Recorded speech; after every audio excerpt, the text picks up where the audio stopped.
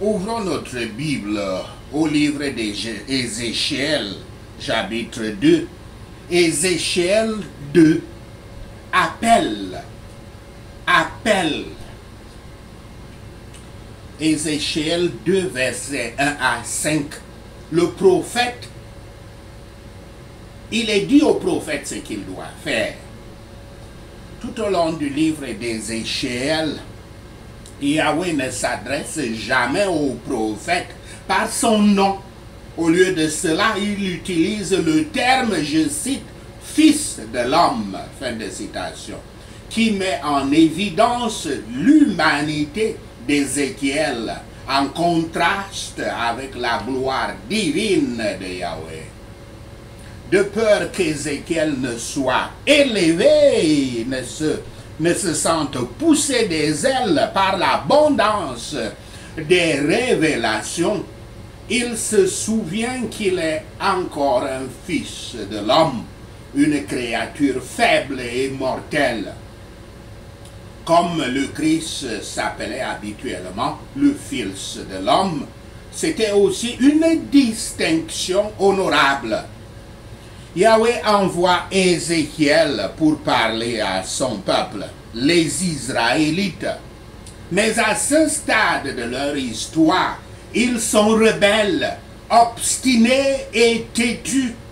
Ce sont des sujets révoltés contre leur roi et leurs enfants qui se révoltent contre leur père. Mais ils sont sur le point de découvrir un vrai prophète parmi eux. Le problème de la fausse prophétie est qu'elle est invariablement rose et fréquemment prouvée fausse par des événements réels. Ézéchiel, d'un autre côté, fournira des promesses, on peut dire crues, de la colère divine. Et le peuple verra ses prophéties se réaliser. Verset 3. Les références à Israël peuvent être déroutantes. Le nom Israël vient de Jacob dans Genèse 32, versets 27 à 28. À la fin du livre de Genèse, des expressions telles que, je cite, « tribu d'Israël », fin de citation, dans Genèse 49, verset 16, ou, je cite, « enfant d'Israël », fin de citation, dans Genèse 50, verset 25, indiquent le peuple de Dieu. Des siècles plus tard, après la mort de Salomon, les tribus se sont divisées. Les 10 tribus du Nord ont continué à être connues comme Israël, alors que les tribus méridionales ont constitué Juda. Techniquement, les Juifs exilés à Babylone venaient de Juda, mais ils étaient les seuls à retourner dans leur patrie après leur captivité.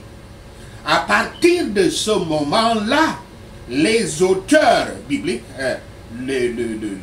les auteurs des Écritures saintes utilisent de nouveau Israël pour se référer à eux, comme le fait le prophète Ézéchiel dans son livre.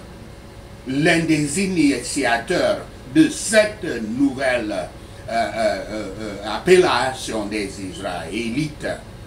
Et tandis que le terme juif est par définition quelqu'un du royaume de Juda, il s'élargit bientôt pour inclure n'importe lequel des citoyens du reste d'Israël après l'exil, c'est-à-dire ceux qui sont revenus d'exil de Babylone, donc les Judéens uniquement. On les appelle tous Israël. Ce qui n'est pas faux parce que avant la destruction, quand le royaume du Nord, le royaume d'Israël, était devenu très gravement idolâtres et que le Seigneur, notre Seigneur Yahweh, leur avait envoyé prophète après prophète pour les avertir qu'ils doivent abandonner leur idolâtrie et leurs mauvaises pratiques, notamment leur culte des veaux d'or qu'ils adoraient en disant que qu'en les adorant, ils sont en train d'adorer Yahweh. Donc Yahweh les avait avertis et finalement les Assyriens les avaient envahis et puis les avaient déportés et disséminés à travers le monde. Donc,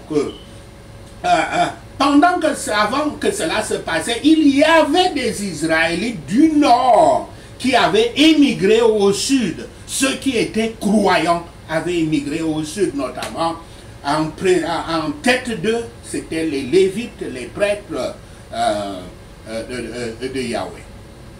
Donc, en fait, quand on dit qu'ils sont Israël, ceux qui étaient à Juda représentaient effectivement toutes les tribus d'Israël, parce qu'il ne manquait pas un qui pouvait se réclamer d'être de Dan, d'être de Naphtali, d'être de Joseph.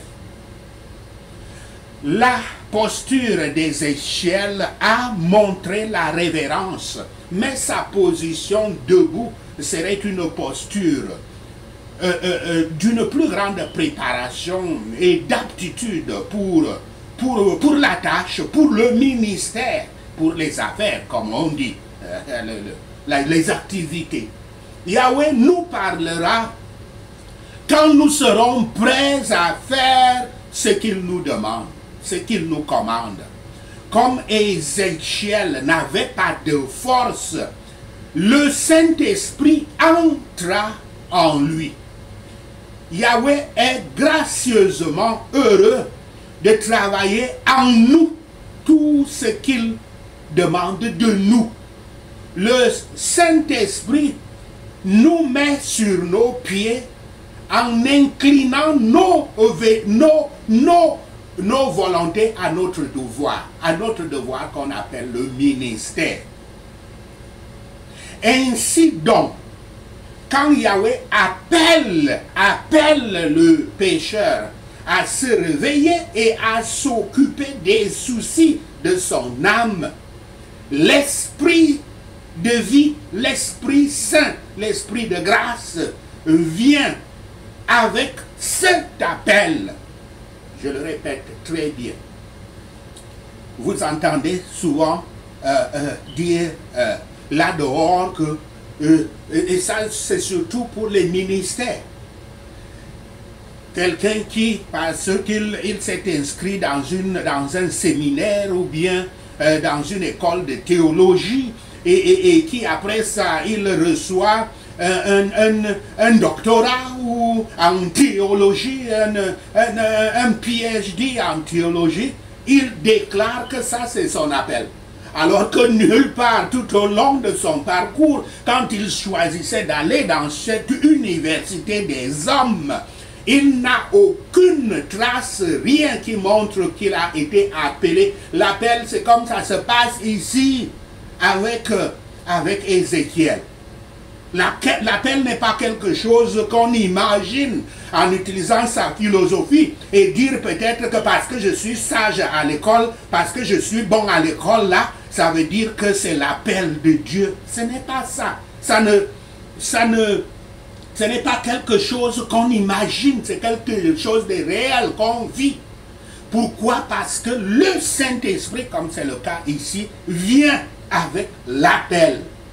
Le Saint-Esprit entre en vous quand vous êtes appelé à un ministère.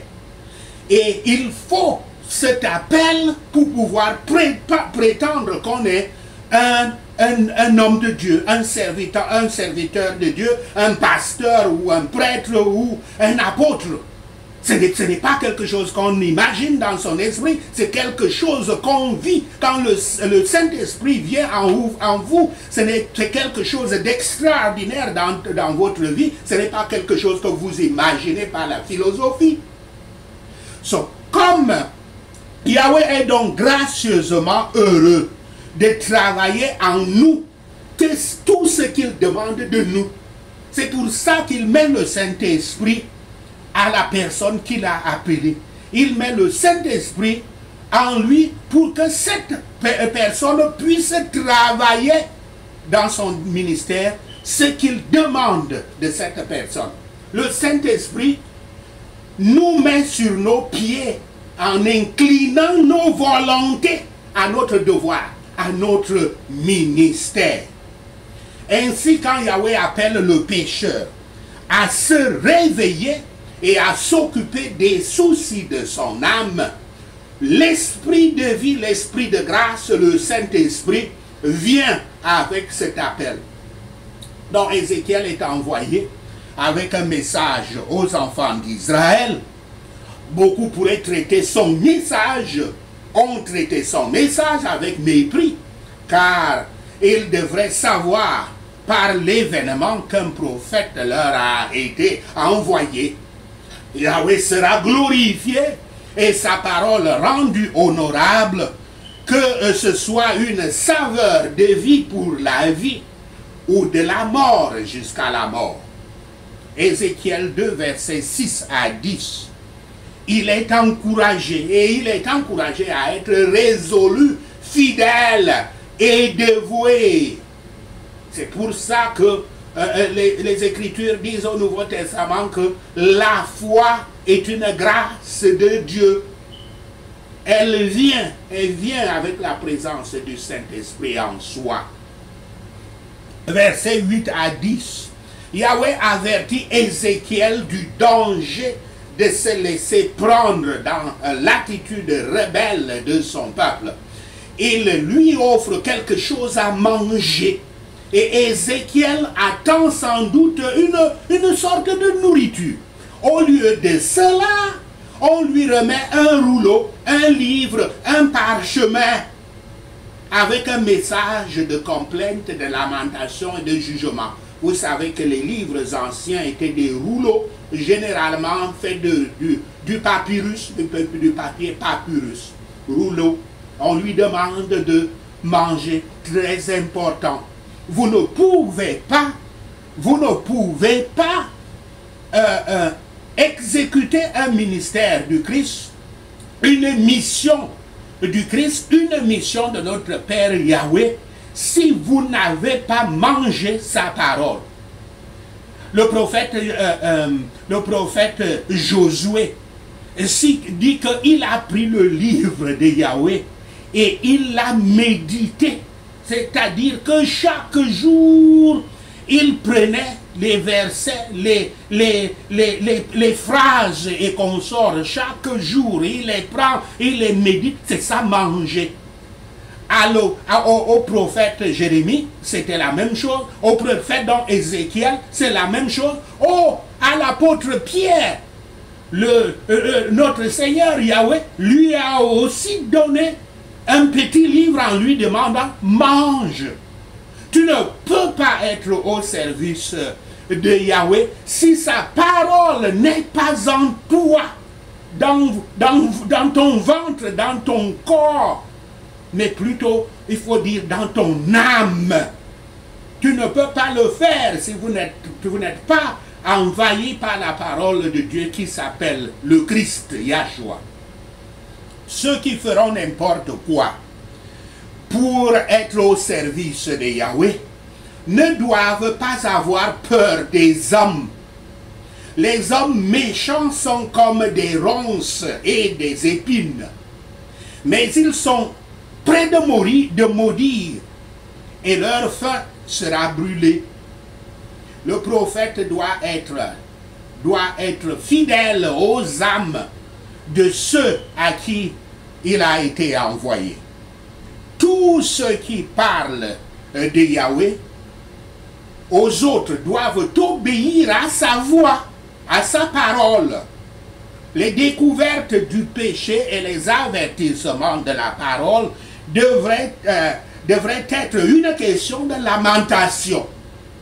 Et ceux qui connaissent la parole de Dieu percevront clairement qu'elle est remplie de malheurs aux péchés impénitents et que toutes les précieuses promesses de l'Évangile sont pour les serviteurs croyants et repentants de Yahweh. Je le dis encore. Toutes les précieuses promesses de l'évangile sont pour les serviteurs croyants et repentants du Seigneur. Par conséquent, considérez, très bien, écoutez-moi, tous ceux qui vous disent Jésus est venu dans ce monde, il est mort pour toute l'humanité. Il a porté nos péchés et par conséquent, nous sommes déjà sauvés. Ça, c'est un langage d'hérésie, un langage de mensonge.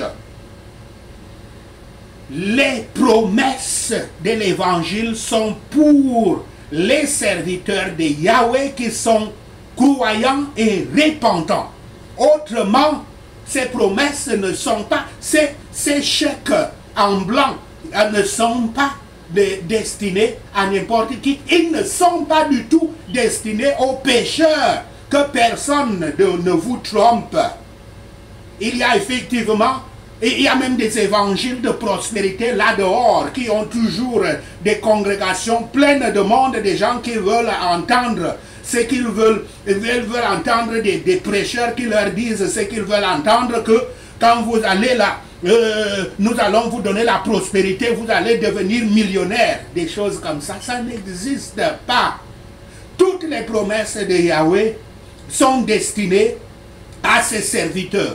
Pas tous ses serviteurs, mais ceux qui sont croyants, qui ont la foi en lui, et ceux qui sont repentants.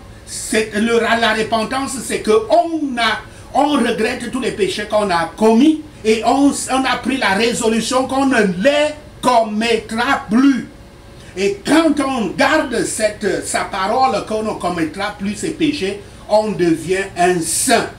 Et Yahweh nous dit dès le début dans Lévitique 20, verset 26, « Soyez saints, parce que je suis saint. » Nous devons ressembler à Yahweh pour pouvoir mériter son royaume. Nous devons, c'est pour ça qu'il a envoyé sa parole, en incarnant sa parole parmi nous, pour que sa parole vive parmi nous, pour nous montrer comment devenir saints.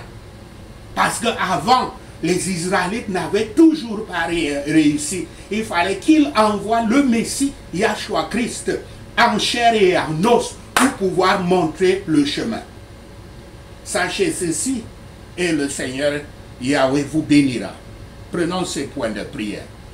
Père Yahweh, vois mes efforts pour ressembler au Fils de l'homme, et appelle-moi à ton service, au nom de Yahshua le Messie. Seigneur Yahweh, je me lève sur mes pieds. Parle-moi au nom de Yahshua le Messie. Éternel des armées, envoie ton Saint-Esprit en moi et relève-moi sur mes pieds afin que je t'entende au nom de Yahshua le Messie.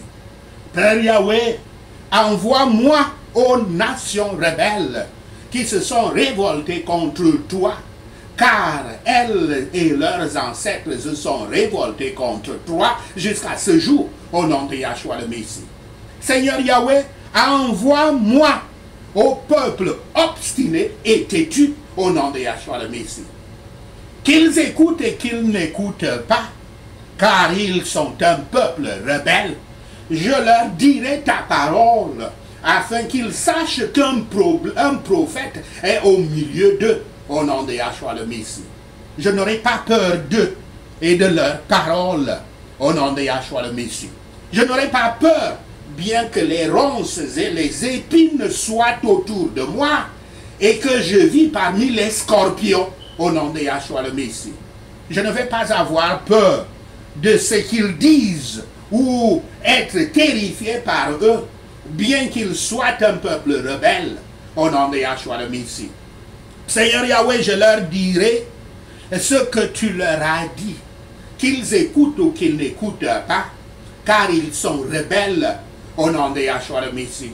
J'écouterai ce que tu me dis. Je ne me rebellerai pas comme un peuple rebelle, au nom de Yahshua le Messie. J'ouvre ma bouche, Père Yahweh. Nourris-moi avec ton rouleau, afin que je puisse manger ce que tu me donnes, au nom de Yahshua le Messie. Éternel des armées, tends ta main vers moi et déroule ton rouleau devant moi, au nom de Yahshua le Messie. Yahweh Rohi, merci pour tes paroles de complainte, de lamentation et de gémissement. Merci Seigneur d'avoir entendu nos prières. Merci Père pour tes réponses à nos prières. Seigneur, nous te rendons gloire, nous te louons, nous t'adorons. Nous bénissons ton Saint-Nom. Au nom de Yahshua le Messie, nous prions. Amen. Alléluia.